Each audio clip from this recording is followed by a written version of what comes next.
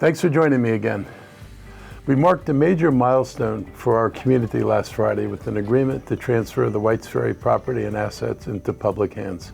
The county's agreed to purchase the riverfront property in Dickerson for $1.5 million. I want to extend a thank you to Chuck and Stacy Kuhn, who generously donated the ferry boats and the business assets valued at over $7 million to the county at no cost. The bottom line is this: the ferry and the landing spot on the Maryland side of the river now belong to the people of Montgomery County. We know how vital this service is.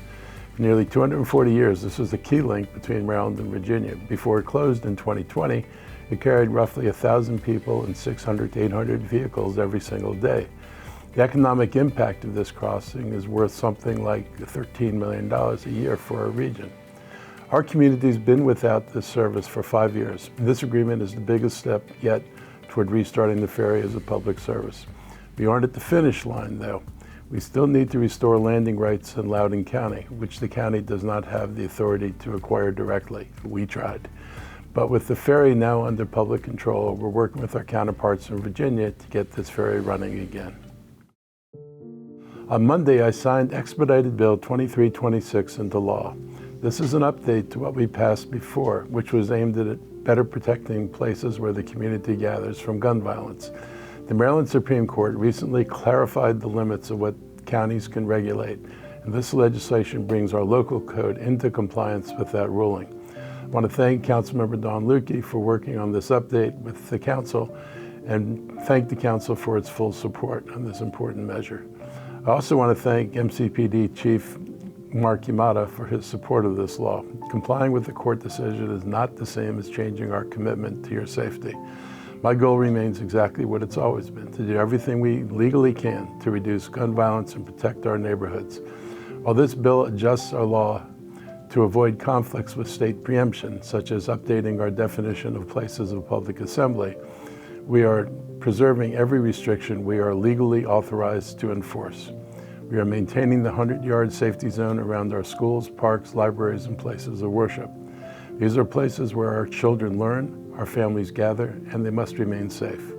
We remain focused on the challenge of ghost guns. While our authority has been narrowed, we're still prohibiting the transfer of these guns without a serial number to minors.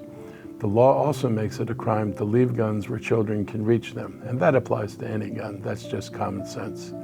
Montgomery County has long been a leader in common sense gun safety, and we will continue to use every legal tool available to protect our residents, especially our children and families.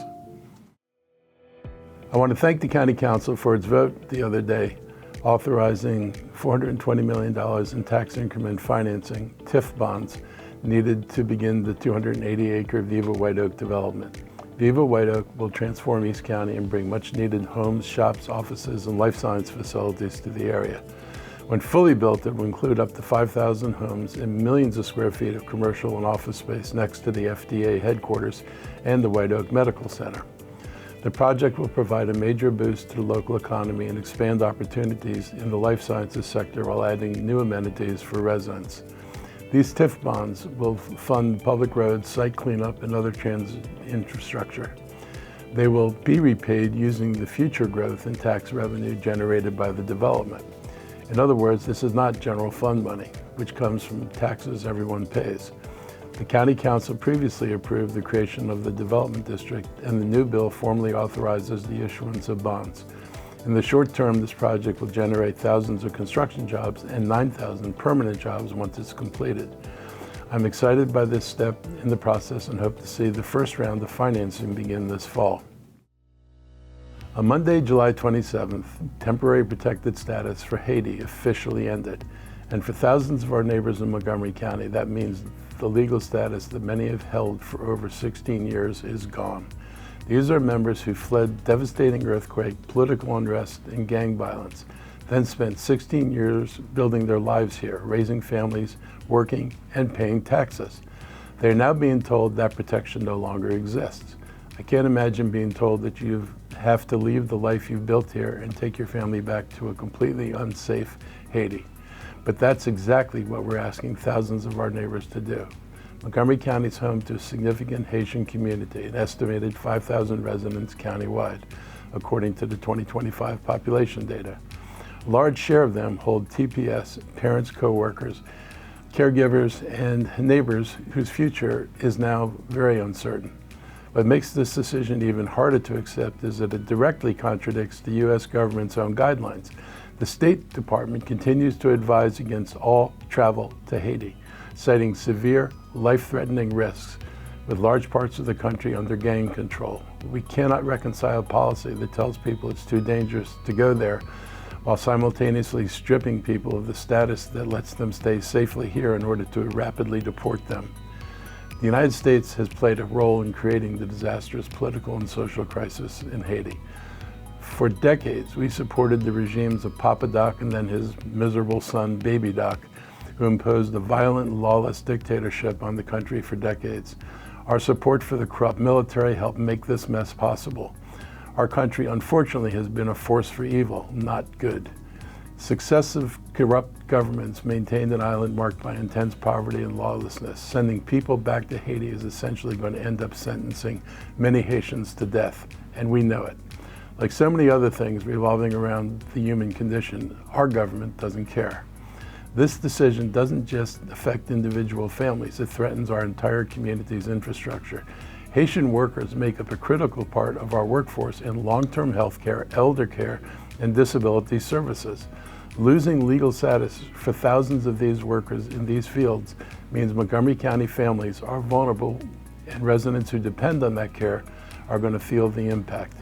We are grateful to our local organizations and faith communities who continue to demand justice for our Haitian neighbors, such as the massive solidarity earlier this week in Takoma Park. Events like this show that Montgomery County will continue to advocate for immigration policies that are more just, policies that recognize the humanity, the contributions, and also take into account the safety of people like our Haitian neighbors, rather than uprooting them from the lives they've built here. If you or someone you know is affected by the end of the Haitian TPS, please call the Gilchrist Center at 240-777-4940, or visit them online to connect with the trusted providers, including organizations offering legal guidance and family stabilization services. How about this for an amazing homecoming? Chris Williams, who calls Potomac home, landed back on Earth Sunday after 8 months on the International Space Station. He is a 2001 graduate of Montgomery Blair High School, who then went to Stanford and MIT before becoming a NASA astronaut. Up there, he worked on research into new cancer treatments and helped develop better manufacturing techniques for high-performance computers and electronics. He also completed 2 spacewalks, including one to fix a faulty joint on the station's robotic arm. This was his first mission, and he came home safe. Stories like this remind me of why I care so much about giving every MCPS student equal opportunities to chase their dreams and reach for the sky. You never know how far they'll go. We're proud of Chris's accomplishments, and we hope he enjoys some well-deserved rest. Tuesday, August 4th is National Night Out. Many of you are already familiar with this opportunity to better connect with our neighbors and those who serve and protect us. You can talk about crime prevention and the dangers of drugs to our families, but these block parties are also about getting to know the people who show up when you need them, so they're not strangers. There will be more than 24 gatherings happening across the county that will bring neighbors together with first responders and community groups. National Night Out shows the world that we have tight-knit communities that work together to protect everyone. We saw crime decrease across the board in 2025. Gun assaults were down 53%, carjackings were down 35%, and incidents of gunfire were down 18%. I want to thank the Montgomery County Police Department for long hours officers have put in. Without many hours of overtime, which can be attributed to our officer shortage in large measure, we might not have seen the results that are like this. I also want to acknowledge our business community in places like downtown Silver Spring for being strong partners in public safety. Our county councils worked with my executive team to develop county legislation that's helped to encourage safety planning among downtown businesses. We've also strengthened the social services network that helps more unhoused people stay off the street. And we have adopted technology to become more efficient in our law enforcement. That allows us to free up more of our limited resources to deploy more patrol officers in response to community needs. You can learn more about gatherings for you and your neighbors by visiting montgomerycountymd.gov/2026 national-night-out. During my media briefing this week, I welcomed MCPD Deputy Chief Darren Frank to discuss the benefits of participating in National Night Out, and now we have a clip from him. First, you get to meet your neighbors, and then also the police stop in. I'm going to be stopping. I'm trying to hit 6 to 8 events. I know the other assistant chiefs are going to be at events, and the chief and certainly the county executive, State's Attorney John McCarthy, our municipal police departments are also going to events. So it's a good opportunity then to make connections with law enforcement. A lot of times when we go in these neighborhoods, unfortunately, they're on people's worst days. This is a great day to get together, share a hot dog. I'm kind of partial to the ice cream that I get to have on occasion as I'm talking to neighbors and hearing what's going on in their neighborhood and giving them a face to someone they can contact, or more importantly, our district commanders and their staff. There is a dire need for blood donations now, and I want to encourage you to help support any local blood drives or visit a donation center. Blood donations have dropped to a 4-year summer low, and the American Red Cross has declared a national blood supply crisis. Type O blood, the most used in emergencies, is now in critically short supply, and hospitals nationwide are receiving limited distributions. The Red Cross is the nation's largest provider of blood products to hospitals. The organization reports having less than a 1-day national supply to meet medical needs. The supply has not been this low since 2022. The only other time a national blood supply crisis was declared, Montgomery County residents who are eligible should donate as soon as possible. Even 3 more donors at each local blood drive could help end this crisis. You can schedule an appointment at redcrossblood.org through the Blood Donor app or by calling 1-800-RED-CROSS. A quick search of the website can help you locate dozens of private offices, donation centers, and community blood drives near you. As a thank you, the Red Cross is offering a $20 Amazon gift card to anyone who donates in August. Your donation directly helps ensure life-saving blood is available for patients here in Montgomery County and across the country. If you are eligible to donate, please help. Think of it as paying it forward. If you were to need a blood transfusion in the future, you would want there to be an ample supply of blood for you. Summer's a great time to celebrate our county's strong agricultural roots, especially with the County Ag Fair just around the corner. This year, the annual festival in Gaithersburg runs from Friday, August 14th through Saturday, August 22nd.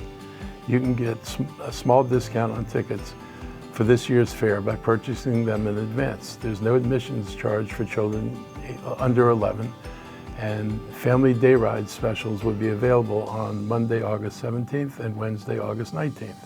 Also, if you want to split the day, you can get your hand stamped at the gate and get back on the same day without having to pay for another ticket.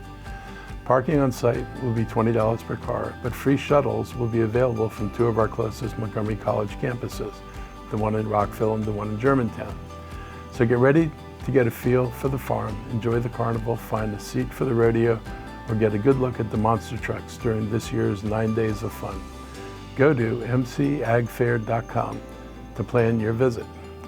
That's a wrap for today. Hope you all have a great week, and I'll be back again next week.